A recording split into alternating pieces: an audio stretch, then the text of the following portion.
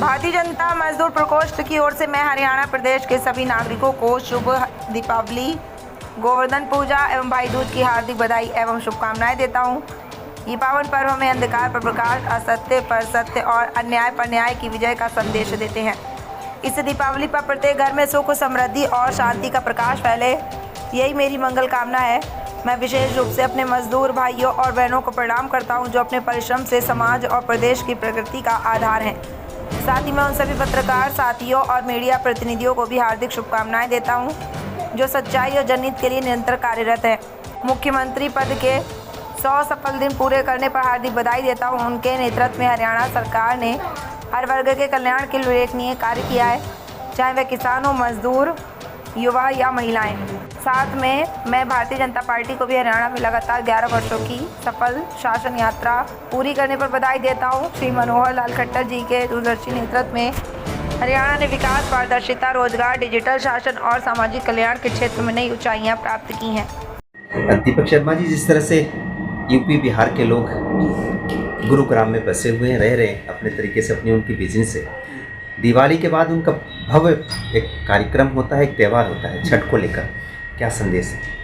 सबसे पहले तो मैं बिहार, यूपी और अलग अलग अनेकों प्रदेश से आए हुए गुरुग्राम में निवास कर रहे हुए मेरे जितने भी भाई बंधु हैं, छठ मैया की उनको सभी को मैं ढेर सारी शुभकामनाएं देता हूँ।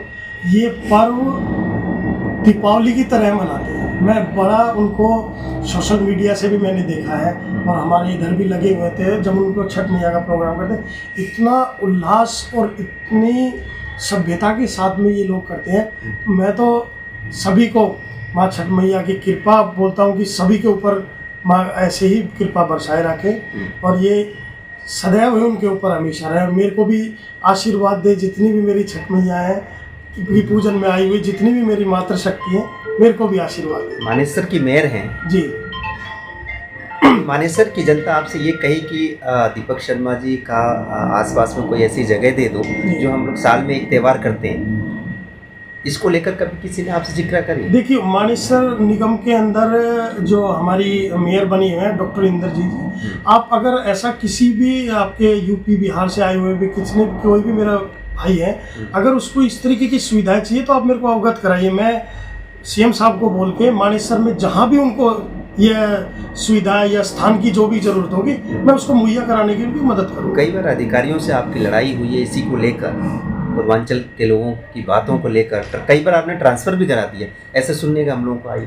देखो, मैं श्रमिकों के हित में काम करता हूँ, चाहे उसमें कोई भी हो, चाहे अधिकारी हो, चाहे प्रशासनिक व्यक्ति हो, जिस भी तरीके का कोई अगर अड़चन घेरता है मेरे श्रमिक भाइयों के हित में काम करने के में, तो मैं उसको बिल्कुल नहीं छोड़ूंगा इस चीज़ को। कभी कोई ऐसी शिकायत आ गई कि ये बिल्डर इस श्रमिक को इतना परेशान कर रहा और अधिकारी नहीं सुन रहा, तो आप तक आई है इस चीज़ को? बिल्कुल मेरे पास आई थी और मैंने इस पर कार्रवाई भी करी। प्रधानमंत्री जी ने 5वें दिन ही ये लगा लीजिए, कार्रवाई इतनी प्रभावशील थी कि 2 अधिकारियों को यहाँ से भेजा गया। उसका कारण आपका रहा क्या कि आपने करी कार्रवाई अधिकारी? देखो, मैं तो इतना बड़ा कोई अधिकारी नहीं हूँ कि किसी भी अधिकारी को मैं यहाँ से उनको कर सकूँ। ये मेरी कंप्लेंट मैंने दी थी प्रधानमंत्री जी और मैं इस चीज़ से बड़ा प्रभावित भी हुआ हूँ कि आज 2014 के बाद भारतवर्ष के अंदर जितने भी श्रमिक भाई हैं उनके हित में काम हो रहा है। और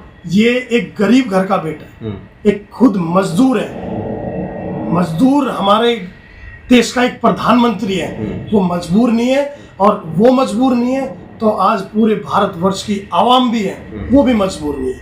ये प्रधानमंत्री जी नरेंद्र मोदी जी के आने के बाद बहुत हित में जो उनके 169 प्रोजेक्ट मजदूरों के हित में दिया है।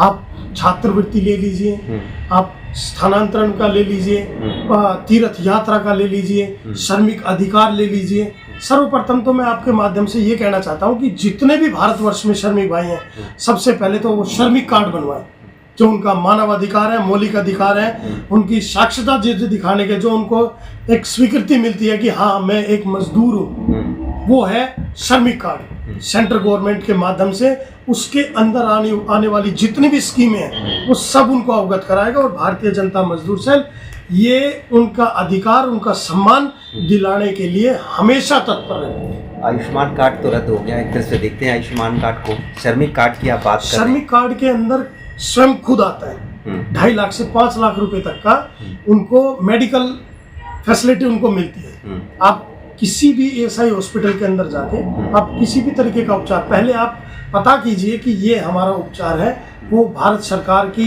दी हुई योजनाओं के अंदर आता है, तो आप उसको कराने। अगर कोई नहीं करता है तो मैं आपके माध्यम से मैं कहना चाहता हूँ, मेरा नाम दीपक शर्मा है, गुरुग्राम जिला से मैं रहने वाला हूँ, हरियाणा का मैं एक बेटा हूँ। आप कभी भी आके मेरे आवास निवास, मेरे परिवार जहाँ भी मेरा रहेगा, आप कभी भी मेरे को शिकायत दे सकते हैं। संपर्क कैसे करेंगे आपसे? लोग संपर्क आप कभी भी करिए। दिल्ली फिरोजशाह रोड के ऊपर हमारा मेन कार्यालय है, दीनदयाल उपाध्याय मार्ग के ऊपर। आप कभी भी वहाँ पे आइए। और बाकी मैं सोशल मीडिया पे भी एक्टिव हूँ, आप मेरे को कभी भी लिखिए, मेरा नंबर भी है।